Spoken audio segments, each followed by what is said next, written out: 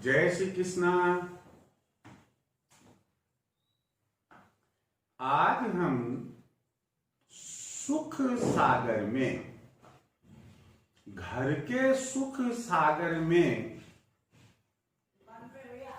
एक ऐसे टॉपिक को लेकर आए हैं जो 99.99% परिवारों में दुख का कारण है। आप सोच रहे होंगे कि ऐसा कौन सा टॉपिक है जो कि 99.99% घरों में दुख का कारण हो सकता है। हाँ भाई, हाँ।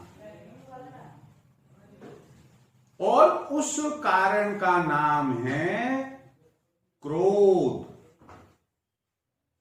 गुस्सा। आपको मैं इस पर अपना वीडियो जारी करूं, आपसे मैं कुछ बात शेयर करना चाहूंगा।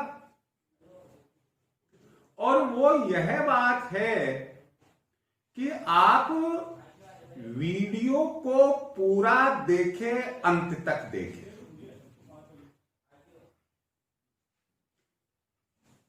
आप यदि सब्सक्राइब नहीं कर पाए हैं तो डेफिनेटली चैनल को सब्सक्राइब करें, बेल आइकन दबाएं।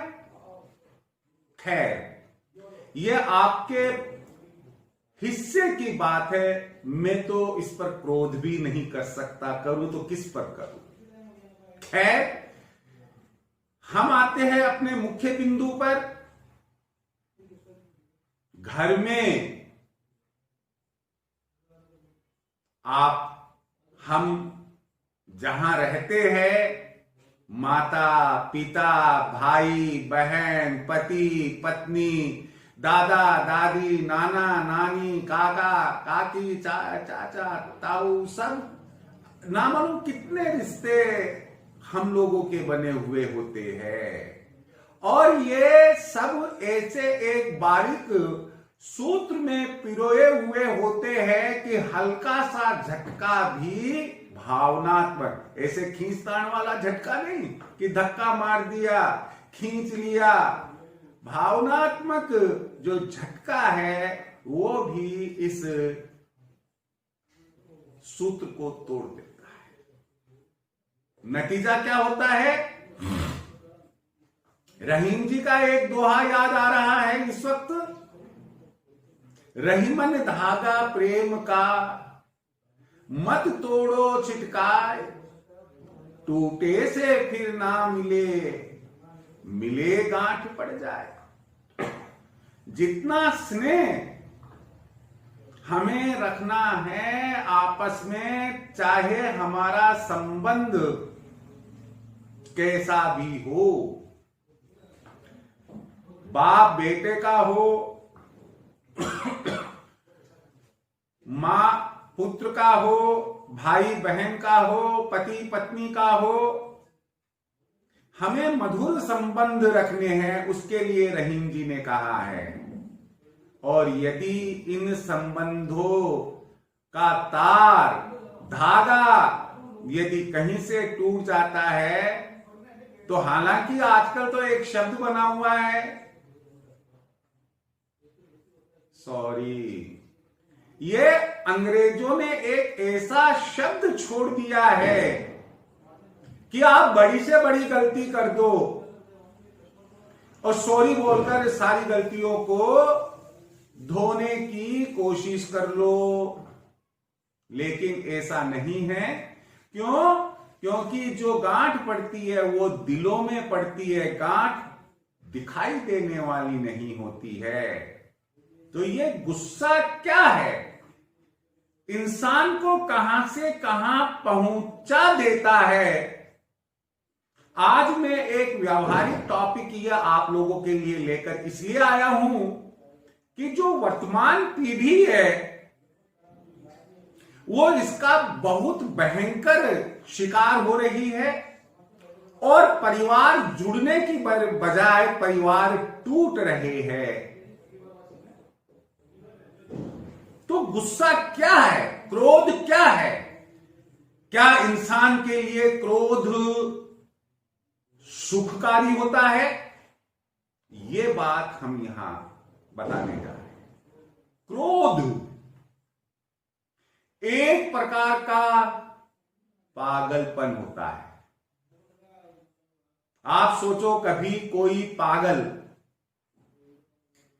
अच्छा कार्य कर सकता है समझदारी वाला? हम क्या कहते हैं? नहीं, पागल है, इसने पत्थर मार दिया होगा। हम कहते हैं कि नहीं, पागल है, कपड़े फटे हुए कपड़े बेहाल चल रहा है। तो क्रोध एक प्रकार का पागलपन है। अपने पर क्रोध को हावी मत होने दो। अगला बिंदु है, क्रोध वह अग्नि है। क्रोध वह अग्नि है जो सबसे पहले स्वयं को जलाती है और उसके बाद परिवार के सदस्यों को, यदि वास्तव में वो आपके हितैषी है तो। नहीं, मर रहा है तो मरने दो, खड्डे में गिर रहा है तो धक्का और दे देंगे हम। अगर ऐसा है तब तो कोई नहीं प्रभावित होगा, लेकिन यदि आपके हितैषी है तो क्रोध पहले आपको जलाएगा और फिर उनको जलाएगा। क्रोध इंसान का विवेक हर लेता है। आप कितने भी बुद्धिमान हैं, आप कितने भी पढ़े लिखे ज्ञानी ध्यानी हैं, यदि क्रोध आ गया तो आप मानकर चलिए वो सब का सब आपका ज्ञान अज्ञान में बदल जाता है।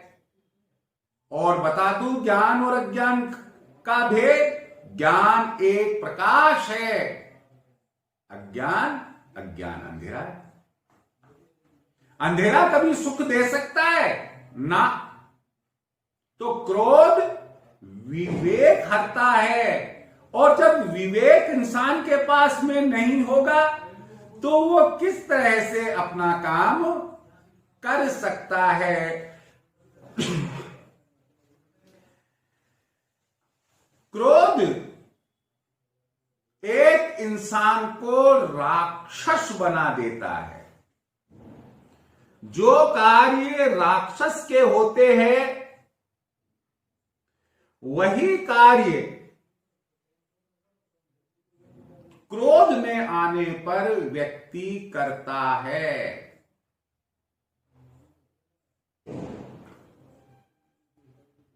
क्रोध, गुस्सा दुख के सिवाय, पश्चाताप के सिवाय हमें कुछ भी देकर नहीं जाता है।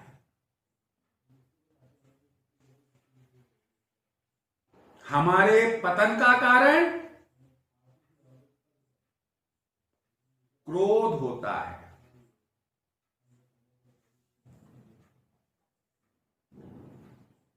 क्रोध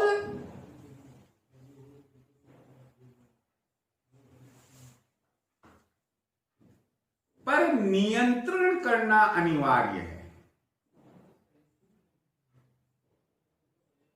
अगर इंसान अपने क्रोध पर नियंत्रण कर लेता है तो क्षणिक जो नियंत्रण है वह उसके जीवन को दुख के सागर से, दुख के कुएं से सुख के सागर में बदल देता है। ये कुछ बिंदु मैंने आपको क्रोध के संबंध में बतलाए। यदि आप हल्की सी भी मेरी बात को समझने की कोशिश करेंगे तो आप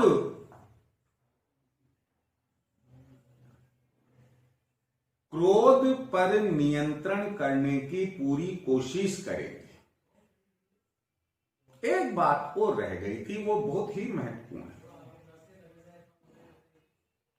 और वो यह है कि क्रोध संबंधों को बिगाड़ती है।